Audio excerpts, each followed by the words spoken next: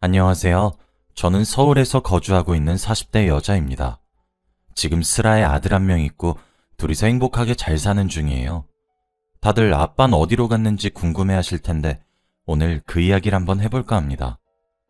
불과 몇 년 전 일이지만 아직까지도 어제 일처럼 생생해요. 그때의 충격은 정말 죽을 때까지 잊지 못할 것 같습니다. 다들 저의 이야기를 들으시면 많이 놀라실 거예요. 저는 남편과 조금 일찍 결혼했어요. 몇 년 연애라고 결혼한 것이 아니라 가볍게 만난 사이였는데 혼전 임신을 하게 되어 결혼을 하게 된 것이죠.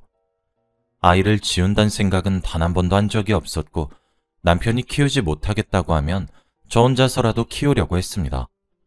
그런데 다행히 남편이 결혼하자고 말해주었기에 저희는 부부가 되었죠.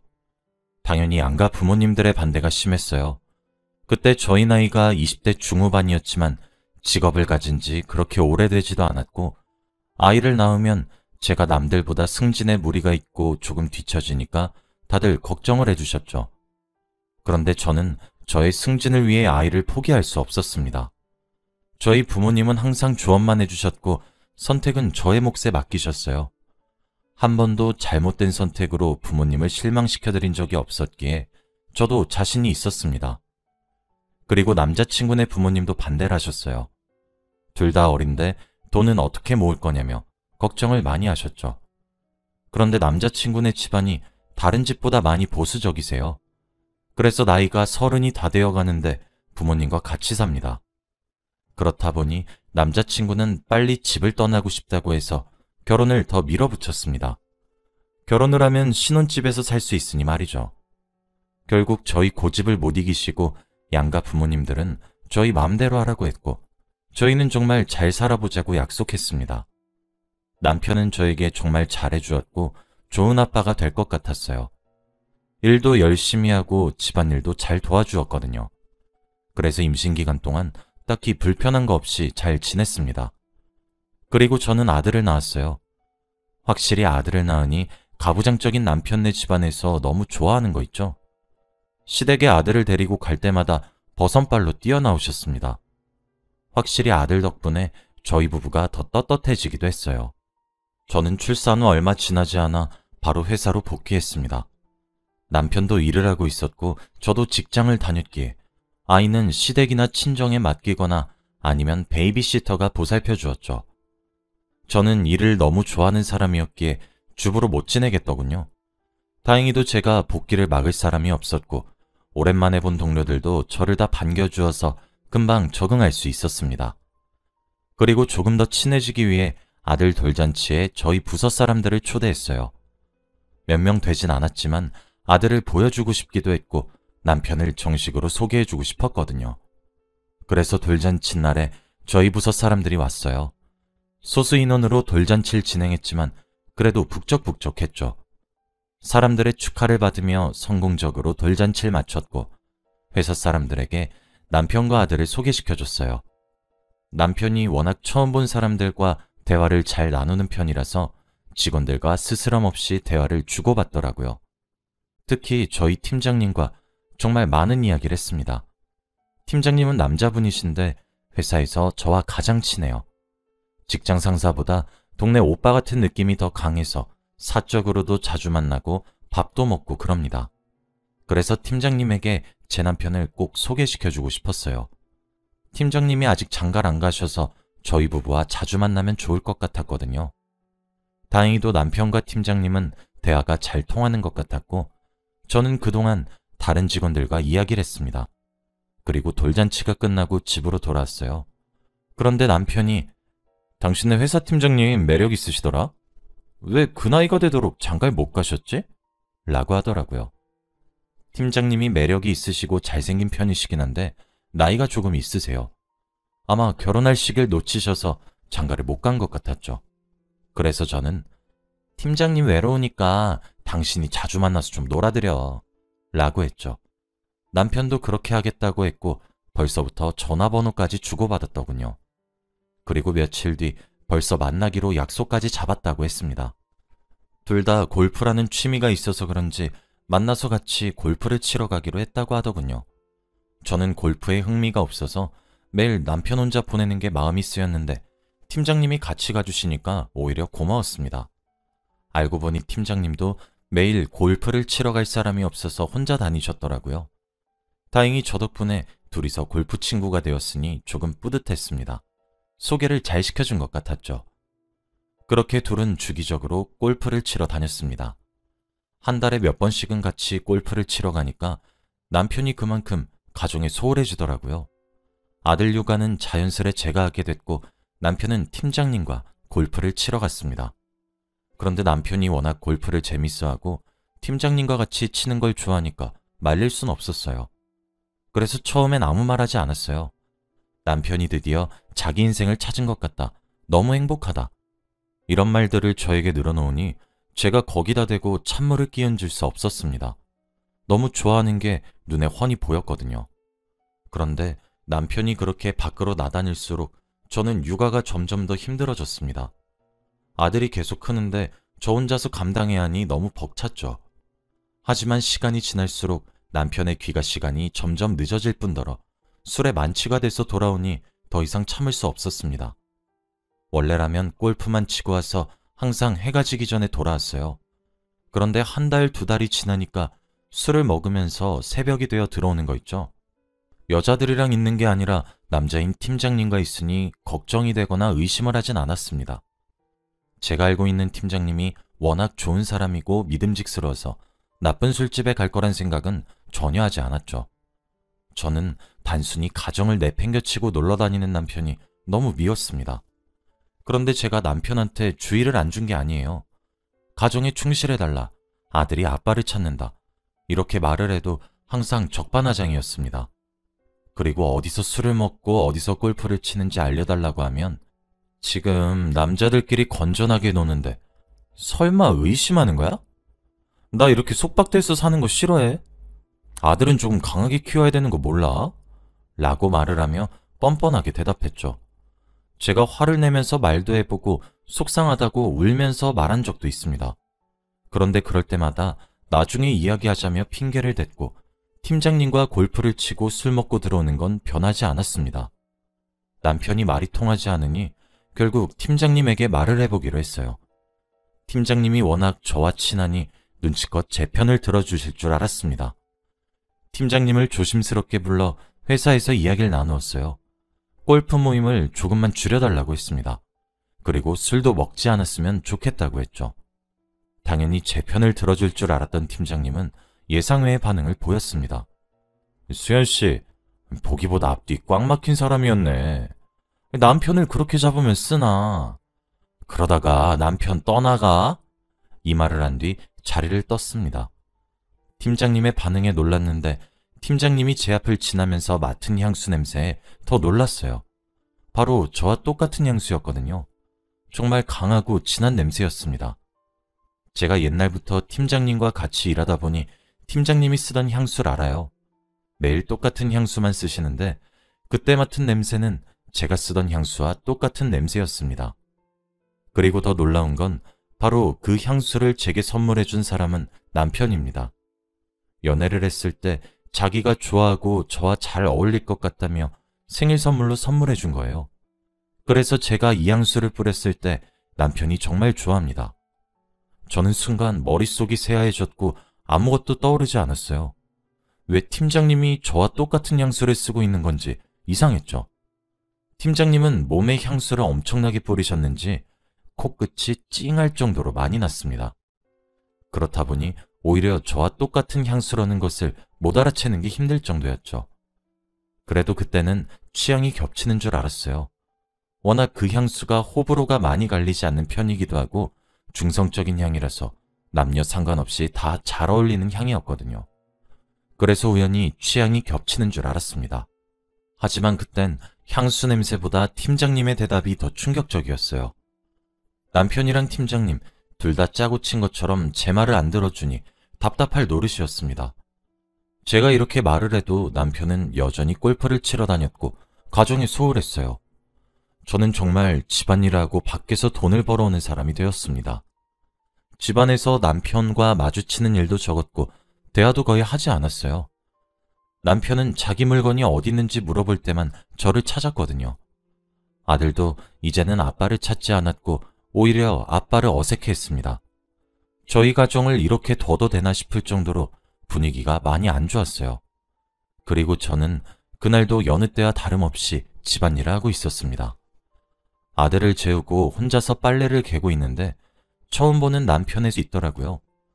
원래 남편이 튀는 색을 전혀 입지 않아요. 매일 무채색 계열만 입는데 빨래통에서 갑자기 빨간색 옷이 나왔습니다. 그리고 처음 보는 브랜드였죠.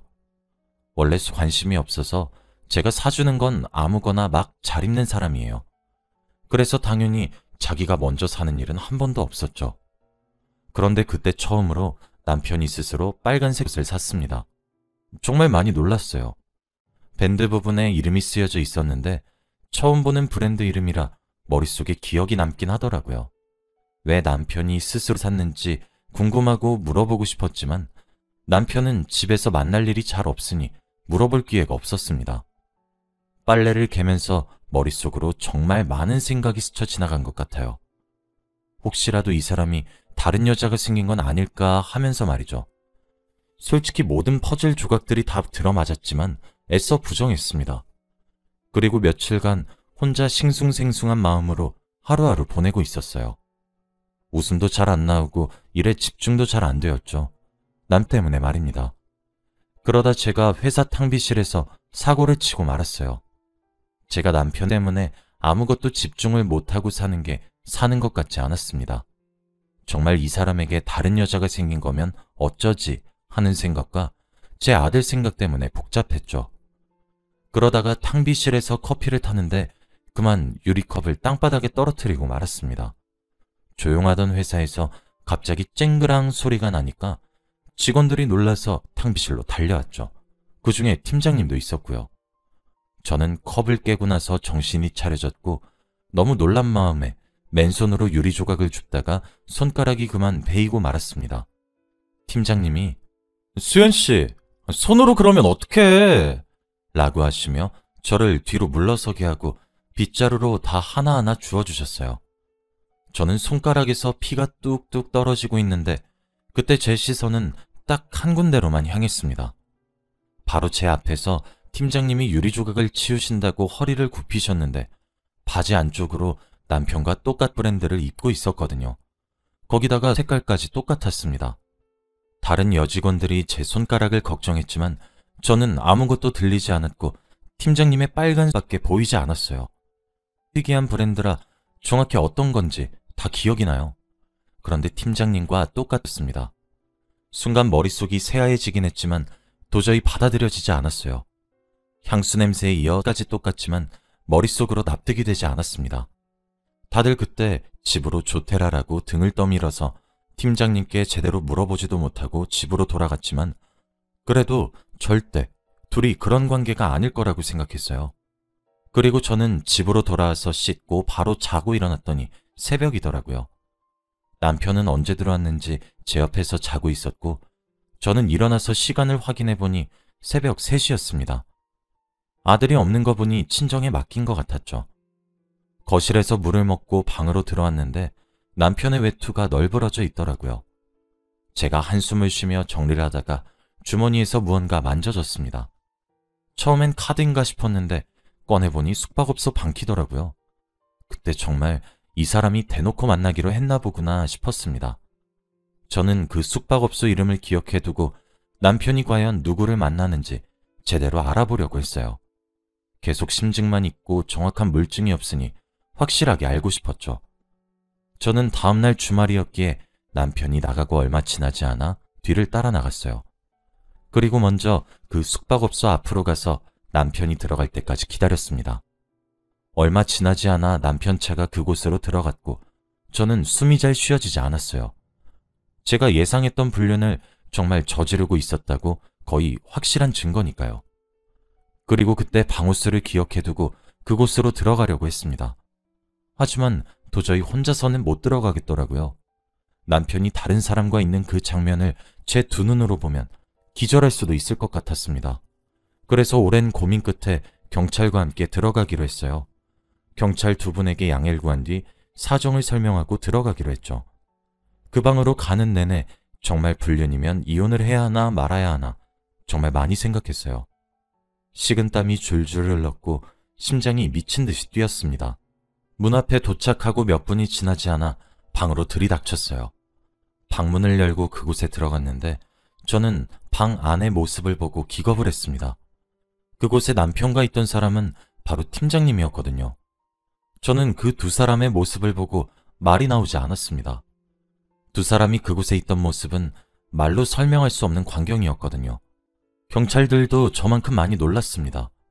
팀장님과 남편은 급히 얼굴을 가렸고 결국 경찰서로 가게 되었죠. 경찰들도 정말 많은 불륜 현장을 봤지만 이런 경우는 처음이라고 합니다. 저는 말이 나오지 않았고 속이 메스꺼워서 계속 구역질만 했어요. 그리고 경찰서에 가서 삼자 대면을 했습니다. 팀장님은 계속 고개를 떨구고 아무 말이 없으셨고 남편은 제게 수연아, 나도 이제 내 삶을 살고 싶어 라고 하더라고요. 그 말을 내뱉는 순간 경찰서에 정적이 흘렀습니다. 다들 한숨을 쉬고 말문이 턱 막히셨죠. 저는 토악질만 나오고 눈물을 계속 흘렸어요. 남편은 그동안의 상황을 구구절절 늘어놨는데 들을수록 더 역겹고 소름 돋았습니다. 저와 사귀고 얼마 지나지 않아 자신이 동성애자인 걸 알았고 헤어짐을 고하려고 할 때 제가 임신했다고 밝혀서 결혼을 하게 된 거라고 해요. 결혼을 도망치는 수단으로 한 거죠. 그러다가 돌잔치 때 팀장님을 만났는데 너무 이야기가 잘 통하고 공감대도 맞았다고 해요. 그날부터 둘이 계속 만나다가 결국 이 지경까지 오게 되었다고 합니다. 능력 좋고 성격 좋은 팀장님이 장가를 못 가신 이유도 바로 동성애자였기 때문이죠. 남편은 저에게 미안하다며 이혼한다고 해도 할 말이 없다고 해요. 그래서 모든 선택은 저에게 맡긴다고 했습니다. 저는 고민을 할 게 없었어요. 어떻게 동성애자 남편과 같이 삽니까? 그리고 더 무서운 건 몇십 년간 저를 속인 거예요. 차라리 다른 여자를 만나지 어떻게 유부남이 남자를 만날 수 있나요? 여자로서 그때 자존감이 바닥을 쳤고 얼굴을 들고 다닐 수 없을 만큼 부끄러웠습니다. 남편은 저에게 이혼을 하면 위자료를 섭섭치 않게 많이 준다고 했고 저는 그 자리에서 남편의 뺨을 내리쳤어요. 남편은 맞고서도 아무 말 하지 않았죠.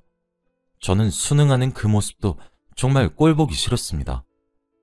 조사를 다 받고 경찰서에서 나와 각자 갈 길을 갔어요. 남편은 그 뒤로 집에 들어오지 않았고 저와 아들이 없는 시간에 한 번 와서 짐을 싹 다 빼갔더라고요. 그리고 바로 이혼을 했고 아들은 제가 키우기로 했습니다. 워낙에 아빠와 있는 시간이 없다 보니 이혼하고 나서 한 번도 아빠를 찾지 않더라고요. 남편과 팀장님은 어떻게 된진 모르겠지만 회사에 소문이 나고 말았습니다. 저희 남편과 팀장님이 그렇고 그런 관계인 것이 소문이 났고 저와 팀장님이 평소에 많이 친했던 걸 알았던 직원들이 하나같이 놀랐죠. 그리고 결국 이 소문이 점차 커져서 걷잡을 수 없게 되었습니다. 결국 팀장님은 사직서를 내고 회사를 나가셨죠. 그리고 저는 팀장으로 승진을 했습니다. 그 사람의 자리를 물려받는 게 찝찝하긴 했지만 그래도 승진은 좋은 거니 기분이 나쁘진 않았어요. 그리고 제가 분위기를 바꾸기 위해 정말 많이 노력했습니다.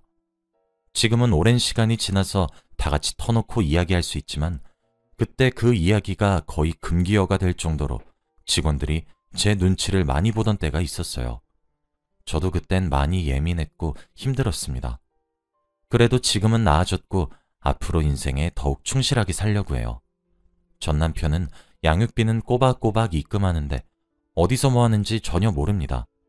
시부모님도 갑자기 연락이 두절됐다며 모른다고 하더라고요. 저도 전혀 궁금하지 않고 아들도 아빠 생각은 전혀 하지 않는 것 같습니다. 오래전 이야기지만 어제 일처럼 그때의 느낌이 아주 생생하게 기억이 나요. 지금은 이렇게 여러분들에게 이야기할 수 있을 만큼 상처가 많이 아문 것 같습니다. 다들 꼭 배우자 잘 만나시길 바랄게요. 저처럼 뒤통수 당하지 마세요. 저의 이야기는 여기까지입니다. 들어주셔서 감사합니다.